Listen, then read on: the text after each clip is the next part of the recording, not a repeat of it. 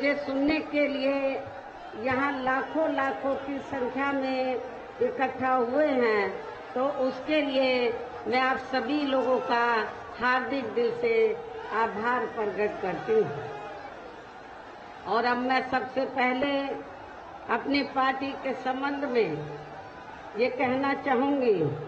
कि हमारी पार्टी ये चुनाव उत्तर प्रदेश की सभी विधानसभा की सीटों पर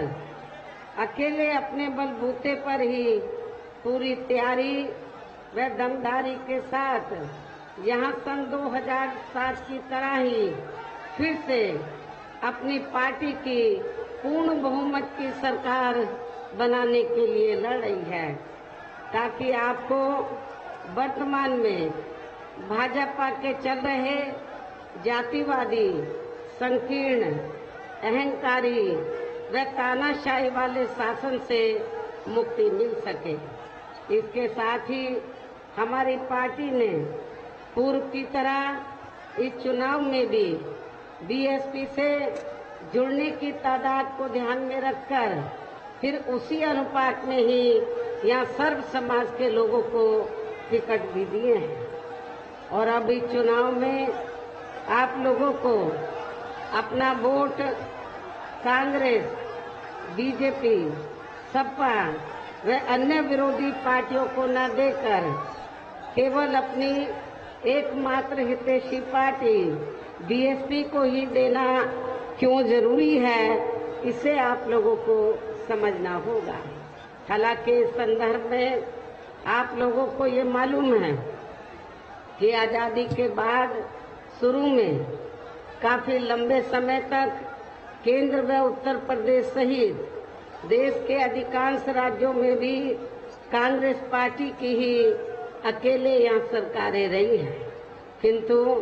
इनकी गलत नीतियों व गलत कार्य प्रणाली की वजह से ही अब ये पार्टी केंद्र व काफी राज्यों के साथ साथ यहाँ उत्तर प्रदेश की सत्ता से भी बाहर हो चुकी है। इसके साथ ही ये पार्टी जबरदस्त जातिवादी होने के कारण शुरू से ही हर मामले में खासकर यहाँ दलित, आदिवासी व अन्य पिछड़ा वर्ग विरोधी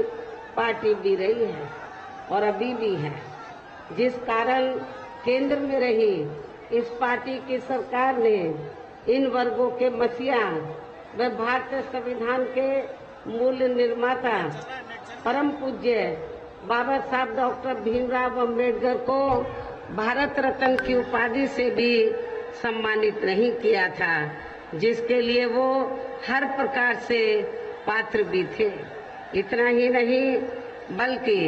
इनकी मूवमेंट को आगे बढ़ाने के लिए अपनी पूरी जिंदगी समर्पित करने वाले मान्यवर श्री कांशीराम जी के देहांत होने पर भी केंद्र में उस समय इसी कांग्रेस पार्टी की रही सरकार ने उनके सम्मान में एक दिन के लिए भी राष्ट्रीय शोक घोषित नहीं किया था, तथा न ही इस पार्टी की रही सरकार ने पिछड़े वर्ग की आरक्षण संबंधी मंडल कमीशन की रिपोर्ट को भी लागू किया था, जिसे फिर बीएसपी ने अपने कड़े संघर्ष व अथक प्रयासों से केंद्र में रही श्री बीपी सिंह की सरकार से ही लागू करवाया था। साथ ही इसी सरकार ने ही बाबा साहब डॉक्टर भीमराव अम्बेडकर को भी भारत रत्न की उपाधि से सम्मानित किया गया था। लेकिन अब केंद्र व अधिकांश राज्यों की भी सत्ता से बाहर होने पर यही कांग्रेस पार्टी खासकर दलितों, आदिवासियों व अन्य पिछड़े वर्गों के वोटों की खातिर आए दिन किस्म किस्म की नाटकबाजी करती रहती हैं, जबकि इन वर्गों के व अन्य और मामलों में भी इस पार्टी की सच्चाई तो ये है कि कांग्रेस पार्टी जब सत्ता में आसीन होती है और इनके अच्छे दिन होते हैं तो तब इस पार्टी को इन वर्गों का विकास व उत्थान आदि याद नहीं आता है तथा न ही इनको महिलाओं की भी भागीदारी याद आती है। इतना ही नहीं बल्कि इस पार्टी के बाद खासकर यहाँ सपा व बीजेपी आदि की बनी सरकार में भी यूपी की जनता अधिकांश मामलों में काफी ज्यादा दुखी रही है। सपा की सरकार में तो ज्यादातर यहाँ गुंडों, बदमाशों, माफियाओं, अराजक तत्वों व सरेआम लूट खसोट करने एवं दंगे फसाद आदि कराने वालों का ही राज रहा है, जिसकी खास वजह से ही इस सरकार में हमेशा यहाँ तनाव की स्थिति बनी रही है। प्रदेश में विकास के कार्य भी ज्यादातर यहाँ एक विशेष क्षेत्र व एक विशेष समुदाय के लोगों तक ही सीमित होकर रह गए हैं। खासकर दलितों एवं अति पिछड़े वर्गों के तथा इनके संतों, गुरुओं व महापुरुषों आदि के प्रति तो अधिकांश हमें इनका जातिवादी रवैया ही देखने के लिए मिला है, जिसके अनेकों उदाहरण हैं। जैसे श्री अखिलेश यादव की सपा सरकार ने ही प्रदेश में SC व ST का सरकारी ठेकों में आरक्षण खत्म कर दिया था, जिसकी देश में पहली बार यहाँ व्यवस्था BSP की सरकार में ही की गई थी। संसद में सपा ने SC व ST का पदोन्नति में आरक्षण का बिल फाड़ दिया था तथा फिर उसे पास भी नहीं होने दिया था। साथ ही माननीय कोर्ट के निर्णय की आड़ में SC व ST के कर्मचारियों का गलत तरीके से डिमोशन भी कर दिया गया। सपा सरकार ने ही SC व ST के छात्रों का विदेश जाकर पढ़ाई करने की योजना को खत्म कर दिया। SC व ST के छात्रों का शून्य शुल्क पर प्रवेश समाप्त कर दिया गया। इसके साथ ही इन वर्गों के छात्रों के शुल्क प्रतिपूर्ति पर 60% की बाध्यता लगाकर उनकी छात्रवृत्ति रोकने का भी काम किया गया। इसी सपा सरकार ने सरकारी भूमि आवंटन में SC व ST को मिलने वाली प्राथमिकता को खत्म कर दिया। साथ ही यही सरकार SC व ST की भूमि को लेकर नया संशोधन नियम लेकर आई, जिसमें बिना DM की अनुमति के कोई भी उनकी जमीन को खरीद सकता था, ताकि फिर इन कमजोर वर्गों के लोगों की जमीन को आसानी से हथियाया जा सके। ऐसे अनेकों और भी इन्होंने विरोधी फैसले लिए हैं। इसके अलावा दलित एवं अन्य पिछड़े वर्गों में जन्मे इनके महान संतों, गुरुओं व महापुरुषों आदि के आदर सम्मान में हमारी सरकार ने जनहित की अनेकों योजनाओं के जो नाम रखे थे, साथ ही नए बनाए गए जिलों व यूनिवर्सिटी एवं पार्क आदि के भी जो नाम रखे गए थे, वे सभी अधिकांश सपा सरकार ने बदल दिए हैं, जिसके तहत ही संत रविदास जिले का नाम भी बदलकर इन्होंने भदोई कर दिया है। इस प्रकार से इस पार्टी का इनके प्रति ऐसा ये प्रेम व इनका असली समाजवाद है। इतना ही नहीं बल्कि हमारी पार्टी तो इन मामलों को लेकर ये भी सोच रही थी कि सपा सरकार के हटने के बाद शायद बीजेपी की सरकार सपा के इन फैसलों को जरूर बदल देगी, लेकिन ऐसा नहीं हुआ, जिससे सपा की तरह ही बीजेपी सरकार की भी इन वर्गों एवं इनके संतों, गुरुओं व महापुरुषों आदि के प्रति इनकी जातिवादी मानसिकता साफ झलकती है। इसलिए इस चुनाव में खासकर इन वर्गों के लोगों को सपा के साथ साथ बीजेपी को भी सत्ता में आने से जरूर रोकना है। इसी प्रकार भाजपा सरकार की भी नीतियां व कार्यशैली अधिकांश यहाँ जातिवादी, पूंजीवादी एवं आरएसएस के संकीर्ण एजेंडे को ही लागू करने पर टिकी रही है, जिससे प्रभावित एवं शिकार हुए लोगों का इस सरकार में सही से विकास व उत्थान आदि नहीं हो सका है। साथ ही इनका हर स्तर पर काफी ज्यादा शोषण व उत्पीड़न आदि भी किया गया है। धर्म के नाम पर हमेशा यहाँ तनाव व नफरत आदि का वातावरण ही बना रहा है। प्रदेश में अपराध भी काफी ज्यादा बढ़े हैं। खासकर दलित, अकलियत व महिलाएं आदि भी इस सरकार में कतई भी सुरक्षित नहीं रही है। लेकिन मीडिया में इनके सही आंकड़ों को अधिकांश दबा दिया जाता है। इसके अलावा प्रदेश में गरीबों, मजदूरों, बेरोजगारों व अन्य मेहनतकश लोगों के साथ साथ दलितों, आदिवासियों व अन्य पिछड़े वर्गों, मुस्लिम एवं अन्य धार्मिक अल्पसंख्यक समाज के लोगों के हित व कल्याण के लिए वर्षों से जो भी यहाँ सरकारी योजनाएं चल रही थी, तो उनका भी इन्हें वर्तमान भाजपा सरकार में सही से पूरा लाभ नहीं मिल पा रहा है। साथ ही दलितों व पिछड़ों को भी अब आरक्षण का पूरा लाभ नहीं मिल पा रहा है,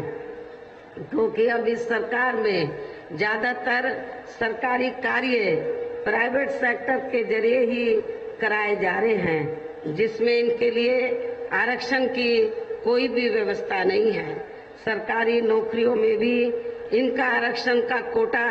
पूरा नहीं किया जा रहा है। मुस्लिम व अन्य धार्मिक अल्पसंख्यक समाज के लोगों के साथ तो बीजेपी की सरकार में अधिकांश यहाँ सोतेला व पक्षपात वाला रवैया ही अपनाया गया है। विशेषकर मुस्लिम समाज तो इस सरकार में सबसे ज्यादा दुखी रहा है, भयभीत रहा है, दहशत में रहा है। इतना ही नहीं बल्कि इस बार बीजेपी की सरकार में अपर कास्ट समाज में से विशेषकर प्रबुद्ध वर्ग और उसमें भी ब्राह्मण समाज भी हर मामले में अपने आप को काफी ज्यादा उपेक्षित महसूस करता रहा है। इसके अलावा इनकी गलत आर्थिक नीतियों के कारण यहाँ गरीबी, बेरोजगारी व महंगाई आदि भी काफी ज्यादा बढ़ी है। इसके साथ साथ उत्तर प्रदेश सहित पूरे देश के किसान भी केंद्र सरकार की गलत नीतियों के कारण काफी ज्यादा दुखी व परेशान रहे हैं और अभी भी हैं। साथ ही प्रदेश में बेरोजगार लोगों को रोजगार नहीं मिलने के कारण ही ज्यादातर इनको इस सरकार में पलायन भी करना पड़ा है। आप लोगों को मालूम है, आजादी के बाद यहाँ यूपी में चाहे कांग्रेस सत्ता में रही हो या सपा बीजेपी या अन्य कोई और पार्टी, लेकिन इनकी सरकारों में यहाँ पर जो बेरोजगार लोग हैं, नवयुवक हैं, उनको रोटी रोजी के साधन नहीं मिले, जिसके कारण ये लोग बड़े पैमाने पर रोटी रोजी की तलाश में दूसरे राज्यों के बड़े बड़े नगरों, महानगरों में तो रोटी रोजी के लिए पलायन करके चले गए। लेकिन आप लोगों को ये भी मालूम है कि जब बीएसपी के नेतृत्व में 4 बार यहाँ सरकार बनी, तो बीएसपी की पहली ये सरकार थी जिस सरकार में यहाँ गरीब बेरोजगार लोगों को पलायन नहीं करना पड़ा, बल्कि जो पलायन करके चले गए थे वो भी बड़े पैमाने पर अपने यूपी वापस आ गए थे। इसलिए मैं आप लोगों को ये विश्वास दिलाना चाहती हूँ, जब इस बार 5वीं बार बीएसपी की सरकार बनेगी तो आप लोगों को रोटी रोजी के साधन प्राथमिकता के आधार पर दिए जाएंगे, ताकि आप लोगों को पलायन ना करना पड़े। इस प्रकार से इन सभी विरोधी पार्टियों की रही सरकारों में शुरू से ही यहाँ यूपी की जनता काफी ज्यादा दुखी वह परेशान रही है। विशेषकर कोरोना महामारी के दौरान तो इन सभी की हालत और भी ज्यादा खराब हो गई है। ऐसे में इन सभी विरोधी पार्टियों की रही सरकारों से निजात पाने के लिए अभी चुनाव में यहाँ प्रदेश की जनता को अपनी एकमात्र हितैषी पार्टी बहुजन समाज पार्टी की ही सरकार बनाना बहुत जरूरी है, जिसने अपने चारों रहे शासनकाल के दौरान बिना पक्षपात व भेदभाव आदि के यहाँ कमजोर एवं उपेक्षित वर्गों के लोगों के साथ साथ सर्व समाज में से गरीबों, मजदूरों, बेरोजगारों, किसानों, व्यापारियों, कर्मचारियों एवं अन्य मेहनतकश लोगों के साथ ही युवाओं, छात्रों, महिलाओं व बुजुर्गों आदि के भी विकास एवं उत्थान के लिए अनेकों ऐतिहासिक व महत्वपूर्ण कार्य किए हैं और इस बार सरकार बनने पर वो सभी कार्य फिर से शुरू किए जाएंगे। इसके अलावा बीएसपी की रही सरकार में दलित एवं अन्य पिछड़े वर्गों में जन्मे अपने महान संतों, गुरुओं व महापुरुषों आदि को भी विभिन्न रूपों में पूरा आदर सम्मान दिया गया है और आगे भी इनके सम्मान में कोई भी कमी आने नहीं दी जाएगी। प्रदेश में विशेषकर गरीबी एवं बेरोजगारी आदि को दूर करने के लिए इस बार भी जरूरी कदम उठाए जाएंगे और ये हमारी सरकार की प्राथमिकता होगी ताकि लोगों को यहाँ रोटी रोजी के साधन मिल सके। साथ ही किसानों को भी किसी भी मामले में निराश नहीं होने दिया जाएगा। इसके अलावा आपके अयोध्या मंडल की जो भी यहाँ स्थानीय समस्याएं होंगी तो उन्हें भी दूर करने का पूरा प्रयास किया जाएगा। खासकर अम्बेडकर नगर जिले की तरफ प्राथमिकता के आधार पर फिर से ध्यान दिया जाएगा। वैसे तो पूरे मंडल में हमारी सरकार पूरा ध्यान देगी, लेकिन अम्बेडकर नगर जिले के लोगों का विशेष ध्यान दिया जाएगा क्योंकि मेरा विशेष लगाव भी है। यहाँ से आप लोगों ने मुझे मेंबर पार्लियामेंट बनाकर भेजा, आपका अधिकार भी बनता है, इसलिए आपके जिले की तरफ हर मामले में प्राथमिकता के आधार पर पूरा ध्यान पूर्व की तरह ही दिया जाएगा। इसके साथ साथ केंद्र व यूपी सरकार के भी विवादित नियमों व कानूनों को यहाँ लागू नहीं होने दिया जाएगा। इसके साथ ही बीएसपी की सरकार बनने पर यहाँ बीजेपी व सपा आदि के शासनकाल की तरह कानून व्यवस्था को किसी भी कीमत पर खराब व लचर नहीं होने दिया जाएगा तथा हर स्तर पर यहाँ कानून द्वारा कानून का राज ही कायम किया जाएगा। जाति व धर्म के आधार पर यहाँ लोगों का किसी भी प्रकार से शोषण व उत्पीड़न आदि नहीं होने दिया जाएगा,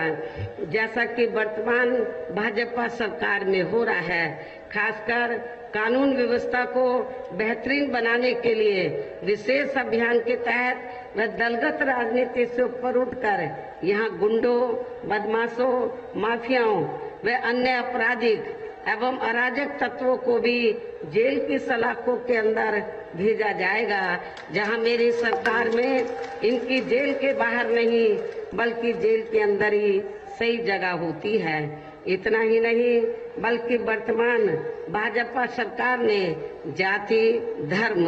व राजनीतिक द्वेष की भावना के तहत जिन लोगों को खासकर धरना प्रदर्शन आदि के नाम पर जबरदस्ती गलत धाराओं में फंसा के उन पर अनेकों केस चलाए हुए हैं, तो उन मामलों की भी सही से जांच करा के उनके केस भी खत्म कर दिए जाएंगे। इसके साथ साथ प्रदेश में खासकर शिक्षा के क्षेत्र में व अन्य और विभागों के भी कर्मचारी जो आए दिन अपनी मांगों को लेकर धरना प्रदर्शन एवं हड़ताल आदि करते रहते हैं, तो उन सभी मामलों को निपटाने के लिए एक आयोग का गठन किया जाएगा और उनकी सही मांगों को मान लिया जाएगा। जिसमें कर्मचारियों की पुरानी पेंशन योजना को भी लागू करने का मामला शामिल है। पुरानी पेंशन योजना को ही मेरी सरकार में लागू किया जाएगा। इनके अलावा मैंने पार्टी के विभिन्न कार्यक्रमों के दौरान सर्वजन हिताय व सर्वजन सुखाय को लेकर जो भी कार्य करने के लिए कहा है तो उन पर भी जरूर अमल किया जाएगा। लेकिन ये सभी कार्य करने के लिए इस चुनाव में यहाँ बीएसपी को सत्ता में लाना बहुत जरूरी है, जिसके लिए अपनी पार्टी के लोगों को वोट पड़ने तक यहाँ सभी विरोधी पार्टियों के साम दाम दंड भेद आदि हथकंडों से जरूर सावधान रहना है। और इस मामले में विरोधी पार्टियां चुनाव होने से कुछ समय पहले व चुनाव के दौरान भी अपने अपने पक्ष में हवा बनाने के लिए खासकर मीडिया व ओपिनियन पोल एवं सर्वे आदि का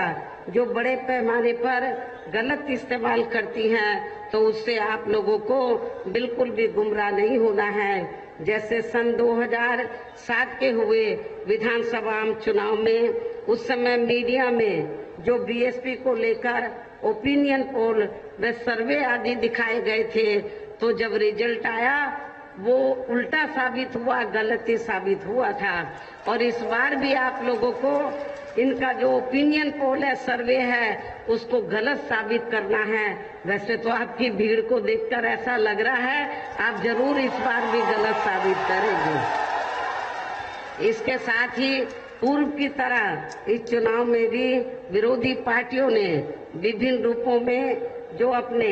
हवाई व प्रलोभन भरे चुनावी घोषणा पत्र आदि जारी किए हैं, जिन्हें सत्ता में आने के बाद ये पार्टियां अधिकांश अमल में नहीं लाती हैं, तो उनके बहकावे में भी आप लोगों को कतई नहीं आना है, जिन पर से अब जनता का काफी हद तक विश्वास ही उतर गया है। इसलिए इस मामले में बीएसपी किसी भी चुनाव में विरोधी पार्टियों की तरह अपना कोई भी चुनावी घोषणा पत्र आदि जारी नहीं करती है। वैसे भी बीएसपी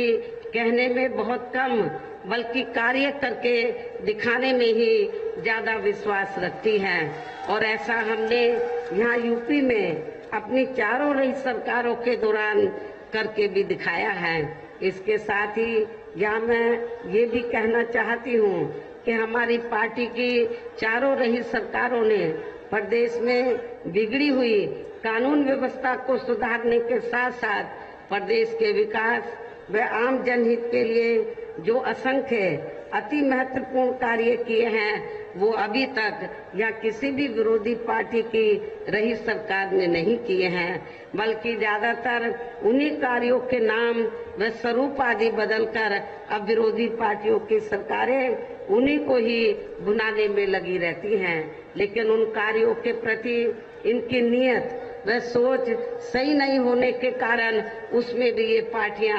ज्यादा सफल नहीं हो पाई हैं। और अब मेरा यही कहना है कि आप लोगों को इस चुनाव में अपने हित व कल्याण के लिए या फिर से बीएसपी की सर्वजन हिताय व सर्वजन सुखाय की नीतियों पर आधारित सरकार बनाना बहुत जरूरी है। और इसके लिए पार्टी के लोगों को वोट पड़ने वाले दिन सबसे पहले सुबह उठते ही व समय से अपने अपने पोलिंग बूथों पर अपना वोट डालने के लिए जरूर जाना है। हमारी महिलाएं भी बड़ी तादाद में इधर मुझे सुनने के लिए आई हैं। मेरी महिलाओं से भी ये पुरजोर अपील है कि वोट देने के मामले में आप पुरुषों को पछाड़ देंगी, उनसे पहले जाकर लाइन लगाकर आप लोग अपनी पार्टी के उम्मीदवारों को वोट जरूर देंगी। इसके साथ ही आपका वोट अन्य कोई व्यक्ति ना डाल सके, इसका भी आप लोगों को खुद ही ध्यान रखना है। इसके साथ साथ अपनी पार्टी का कोई भी वोट पड़ने से ना रह जाए, तो उसका भी पार्टी की हर पोलिंग बूथ की कमेटी को विशेष ध्यान रखना है। इन्हीं जरूरी बातों के साथ ही अब मेरी बीएसपी के लोगों से यही अपील है कि पार्टी ने यहाँ पे अयोध्या मंडल में जिन भी विधानसभा की सीटों पर अपने उम्मीदवारों को चुनाव के मैदान में उतारा है, जो यहाँ आपके बीच में मौजूद भी हैं, तो उन्हें आप लोगों को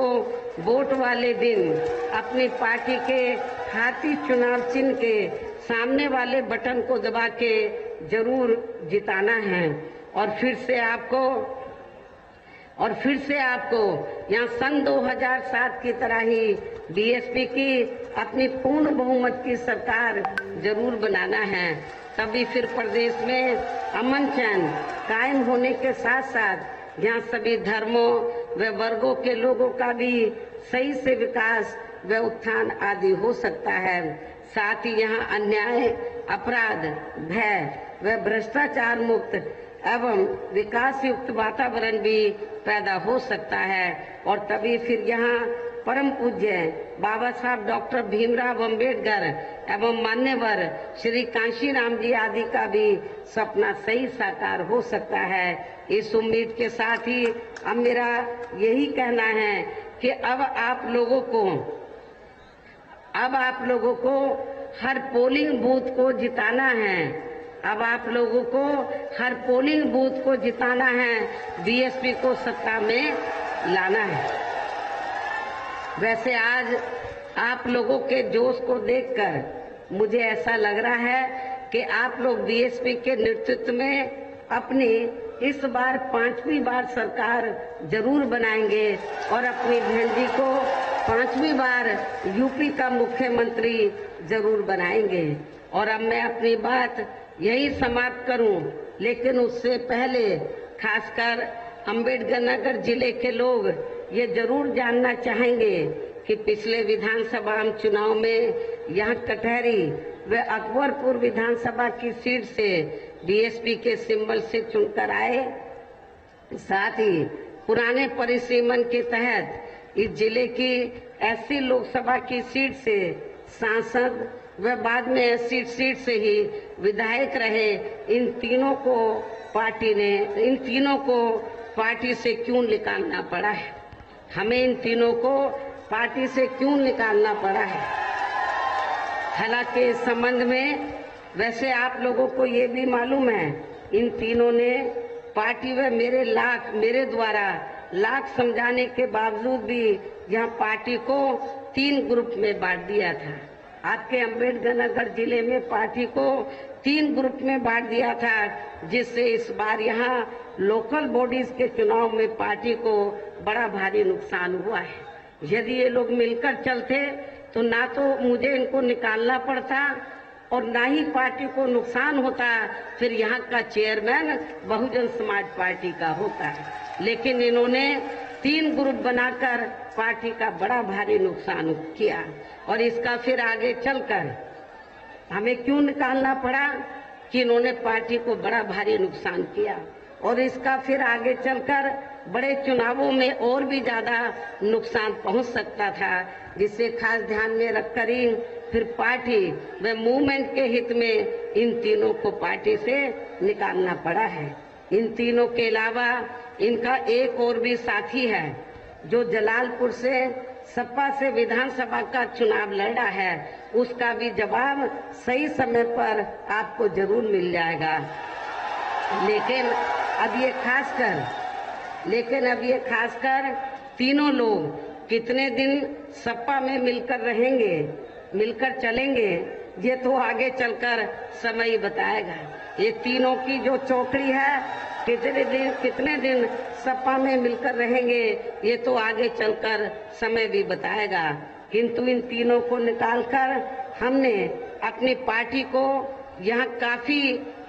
काफी कुछ नुकसान होने से समय से बचा लिया है और ये सभी लोग इस बार चुनाव जरूर हारेंगे, ऐसा मुझे पूरा भरोसा है। तथा इस जिले की टांडा सहित 5 उम्मीदवार बीएसपी के जरूर यहाँ चुनाव जीतेंगे, ऐसा मुझे यहाँ डॉक्टर अंबेडकर नगर जिले के अपनी पार्टी के लोगों के पर पूरा भरोसा है। और अब मैं उन्हें अयोध्या मंडल की सभी विधानसभा की सीटों को जिताने की पुरजोर अपील करते हुए अपनी बात यही समाप्त करती हूँ। लेकिन मैं आप लोगों से दरखास्त करती हूँ, अपील करती हूँ कि आप लोगों को वोट पड़ने तक विरोधी पार्टियों के लोग किस्म किस्म के हथकंडे इस्तेमाल करेंगे। आप लोगों को कतई भी गुमराह नहीं होना है और आप लोगों को जोश के साथ साथ तो सूझबूझ से भी आप लोगों को अपने पांचों उम्मीदवारों को अम्बेडकर नगर जिले के जो 5 सीटें हैं उनको जिताना है, उनको बड़े अच्छे वोटों के अंतर से जिताना है। वैसे तो आज आपकी लाखों की तादाद में आई भीड़ में, जिसमें महिलाएं भी बड़े पैमाने पर आई हैं, मुझे पूरा भरोसा है कि आप लोग अम्बेडकर नगर की 5 सीटों के साथ साथ पूरे अयोध्या मंडल से इस बार आप बहुत बढ़िया रिजल्ट लाएंगे, चौंकाने वाला रिजल्ट लाएंगे, अच्छी सीटें जिताकर लाएंगे, मुझे पूरा भरोसा है। अयोध्या मंडल में जिनको दूसरी विरोधी पार्टी के लोग, सपा वाले लोग कहते हैं हमारी बापोदी है अयोध्या मंडल, बीजेपी वाले जो है वो कहते हैं हमारी बापोदी है, लेकिन आप लोगों को इनको बताना है, सपा और बीजेपी को बताना है अयोध्या मंडल में तो अभी भी जब रिजल्ट आएगा तो नीला झंडा ही आप लोगों को नजर आएगा इन लोगों को, और बीएसपी के अयोध्या मंडल से बड़े पैमाने पर उम्मीदवार चुनाव जरूर जीतेंगे। पहले नंबर पर अयोध्या मंडल में बीएसपी रहेगी, ऐसा मुझे पूरा भरोसा है। चाहे ये लोग कितने भी हथकंडे क्यों ना इस्तेमाल कर ले, चाहे सपा हो, बीजेपी हो या अन्य कोई भी विरोधी पार्टी हो, इनके हथकंडे धरे के धरे रह जाएंगे, ऐसा मुझे पूरा भरोसा है। चाहे तो सुल्तानपुर जिले के लोग हैं, अमेठी के लोग हैं, अयोध्या जिले के लोग हैं, मुझे इनके पर पूरा भरोसा है। बाराबंकी जिले के लोग हैं, पूरा भरोसा है कि मुझसे तो जब बीच में इन जिलों के लोग मिलते रहते हैं, अमेठी, सुल्तानपुर, बाराबंकी, अयोध्या, तो उनका यही कहना, वहाँ के लोगों का, पार्टी के लोगों का, उम्मीदवार से यही कहना है कि हम इस बार अम्बेडकर नगर जिले से पीछे नहीं रहेंगे। जैसे अम्बेडकर नगर जिला 5 सीटें जिताएगा बीएसपी, यहाँ पर इन सभी जिलों में, इस मंडल के अन्य सभी जिलों में बढ़िया रिजल्ट लाएगी, अच्छी सीटें जिताएगी। इन्हीं लफ्जों के साथ अब मैं आप लोगों का और ज्यादा समय न लेते हुए अपनी पार्टी के अयोध्या मंडल के जो सभी उम्मीदवार यहाँ के सामने खड़े हैं, इनको पुनः हाथी चुनाव चिन्ह के सामने वाले बटन को दबाकर इनको रिकॉर्ड तोड़ वोटों से जिताने की अपील करते हुए अब मैं आप लोगों से यही रजा लेती हूँ। जय भीम, जय भारत।